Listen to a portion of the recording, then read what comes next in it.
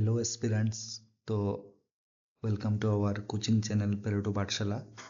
তো আজকের এই ভিডিওটিতে আমরা এই ত্রিপুরা জিকের ক্লাস 2 নিয়ে এসেছি, যেটার মধ্যে আমরা ত্রিপুরার যে হিলস আছে, রিভার্স আছে এবং ন্যাশনাল পার্কস, ওয়াইল্ড লাইফ সেঞ্চুয়ারিজ এইগুলা নিয়ে কিছু নোটস নিয়ে ডিসকাশন করব।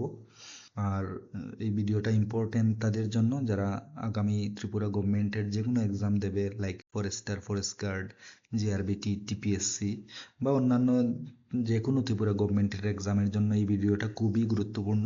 তো সবাই মনোযোগ সহকারে দেখবে। আর আমরা এই ক্লাসটা এখন শুরু করি।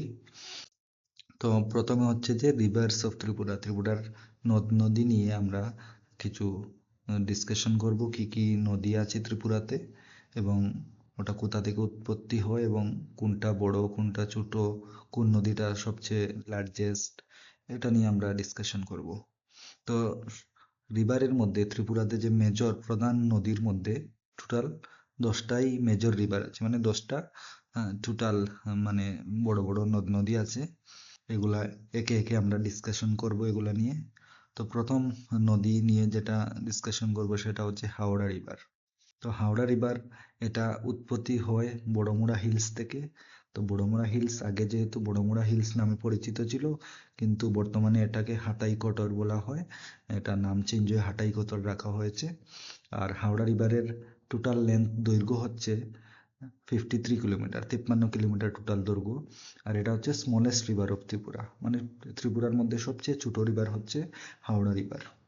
আর এটা আগরতলা দিয়ে যায় এবং বাংলাদেশ, মানে ওইখানে বাংলাদেশ দিয়ে ঢুকে যায়, এন্টার্স বাংলাদেশ। আর এটা এই হাওড়া রিভারের ওয়াটারই, মানে হাওড়া রিভারের জলই আগরতলাতে ইউজ হয়, মানে ওই জল মানে রেগুলার ডে টু ডে ইউজের জন্য এই হাওড়া রিভারের জলই ব্যবহার করা হয়। সেকেন্ড যেটা রিভার হচ্ছে গোমতী রিভার। তো গোমতী রিভারের উৎপত্তি অরিজিন কোথায়?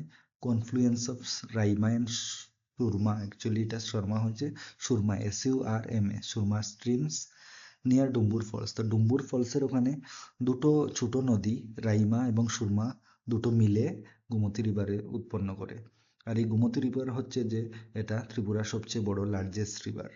আর এটা কোথা দিয়ে যায়? উদয়পুর, মনপুর, সোনামুড়া হয়ে এটা বাংলাদেশে এন্টার করে। আর এটা বাংলাদেশে এন্টার করে তারপর ওটা মেঘনা রিভারের সাথে মিশে যায়। তারপর তৃতীয় যেটা নদী হচ্ছে সেটা হচ্ছে মুহুরী রিভার। এটা অরিজিন হচ্ছে দেবতাগোড়া রেঞ্জ থেকে, আর এটা বাংলাদেশ বিলুনিয়া হয়ে বাংলাদেশে যায়। তারপর হচ্ছে ফেনী রিভার, যেটার অরিজিন হচ্ছে সেম বড়মুড়া রেঞ্জ, মানে বড়মুড়া না, আগেরটা ছিল দেবতামুড়া, আর ফেনী রিভার হচ্ছে বড়মুড়া রেঞ্জ থেকে। তো বড়মুড়া তো এখন নেই, হাটাইকতর বলা হয়। তো ওই হাটাইকতর রেঞ্জ থেকে ফেনী রিভারের উৎপত্তি, এটাও বাংলাদেশে চলে যায়।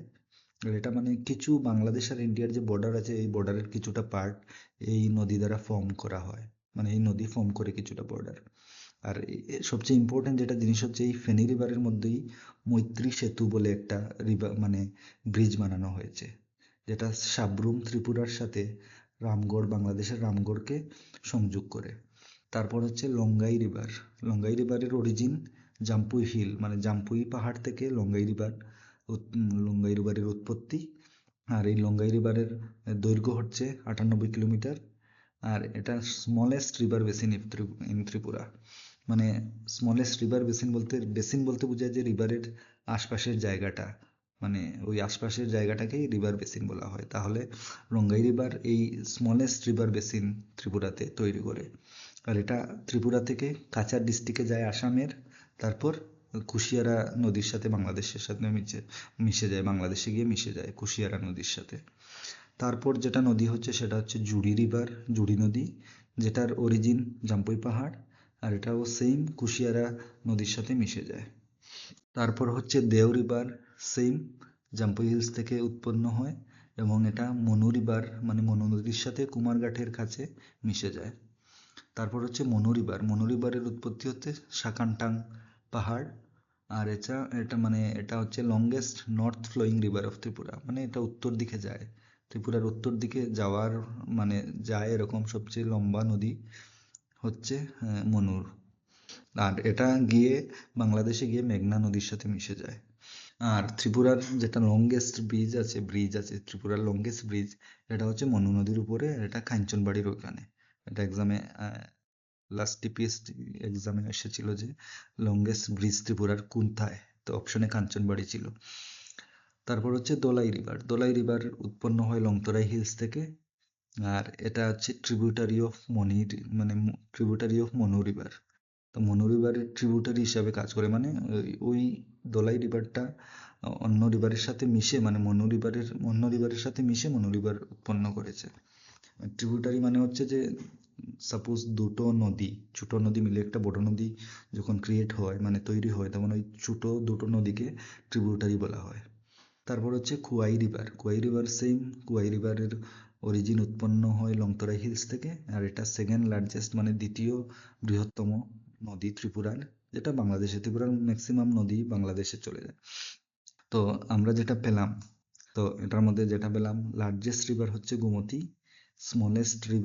লার্জেস্ট রিভার মানে সবচেয়ে বড় নদী গোমতী, স্মলেস্ট রিভার হাওড়া, ছোট নদী Howrah, longest north flowing river মানে উত্তর দিকে যায় এরকম সবচেয়ে লম্বা নদী Manu, smallest river basin Longai, মানে ছোট, মানে নদীর বেসিন তো আমি বললাম কি, মানে সবচেয়ে ছোট বেসিন তৈরি করে লঙ্গাই। আর মৈত্রী সেতু কোথায় বানানো হয়েছে? ফেনী রিভারের মধ্যে। আর লংগেস্ট ব্রিজ ইন ত্রিপুরা, ওটা হচ্ছে মনু রিভারের উপর কাঞ্চনবাড়ির পাশে, কুমারঘাটের কাঞ্চনবাড়ির পাশে বানানো হয়েছে। এখন আরেকটা যেটা জিনিস এক্সামে হয়তো আসতে পারে, যে ওয়েস্টওয়ার্ড মানে পশ্চিম দিকে যায় এরকম নদী কটা আছে এবং উত্তর দিকে যায় এরকম নদী কটা আছে। তো এখানে দেওয়া আছে পশ্চিম দিকে যায় ওয়েস্টওয়ার্ড ফ্লোয়িং রিভার্স হাওড়া, মুহুরী, গোমতী, ফেনী। উত্তর দিকে যায় এরকম হচ্ছে লঙ্গাই, দেও, জুড়ি, মনু, দোলাই, খোয়াই, এই ছটা রিভার উত্তর দিকে যায়। তো এই ছিল রিভার্স নদী নিয়ে। সেকেন্ড আমরা আসছি ন্যাশনাল পার্ক আর ওয়াইল্ড লাইফ সেঞ্চুরি নিয়ে।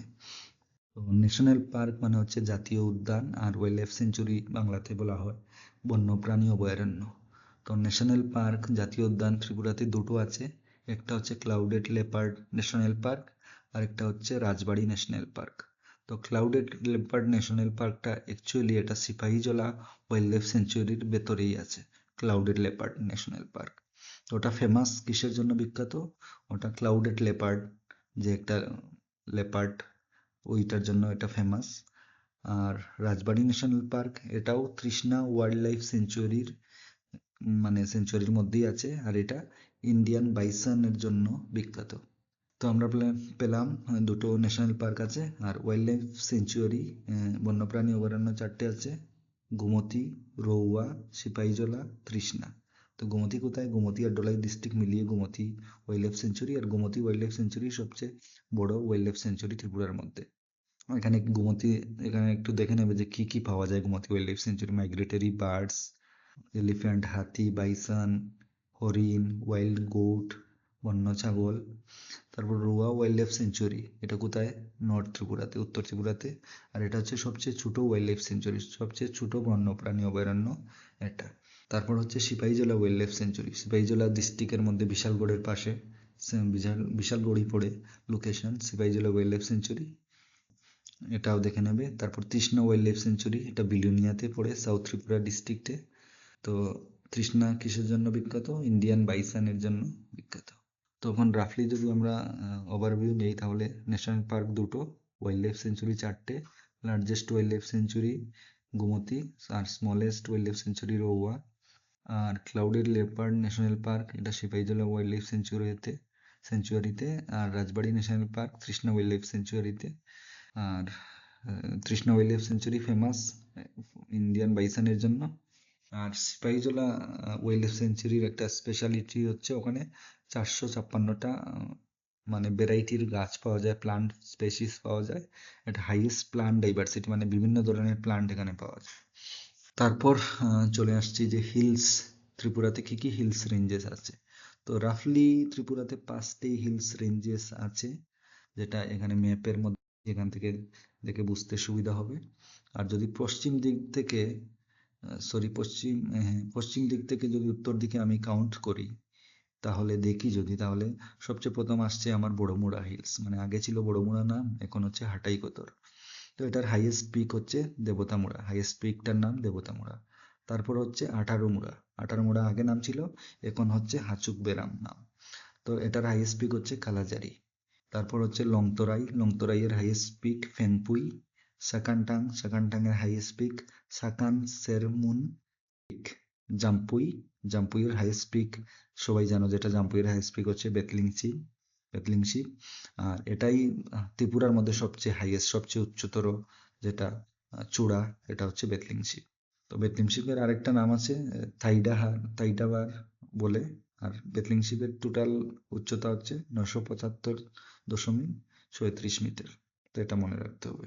তাহলে এই ছিল আমাদের আজকের এই ভিডিও। এই ভিডিওতে আমরা ত্রিপুরার হিলস, রিভার্স আর national park, wild life sanctuary এগুলো কভার করলাম। এবং আগামী ভিডিওতে আমরা ত্রিপুরার হিস্ট্রি নিয়ে কিছু ডিসকাশন, কিছু ইম্পর্টেন্ট টপিক ডিসকাস করবো। হিস্ট্রিটাই অ্যাকচুয়ালি ত্রিপুরার জিকের মেইন পার্ট। হিস্ট্রির মধ্যে অনেক জিনিস আছে যেটা মনে রাখতে হবে। ওভারঅল ত্রিপুরা জিকে অনেক ইজি পড়াশোনা করার জন্য, তো এটাতে কোনো অসুবিধা হবে না। আর আমরা তো আছি, আমরা ভিডিও নিয়ে আসবো, আর নোটসও আছে। যাদের যাদের স্টাডি বুকলেট, রিটেন নোটস লাগবে আমাদের সাথে কন্ট্যাক্ট করতে পারো। তো থ্যাংক ইউ এভরিওয়ান।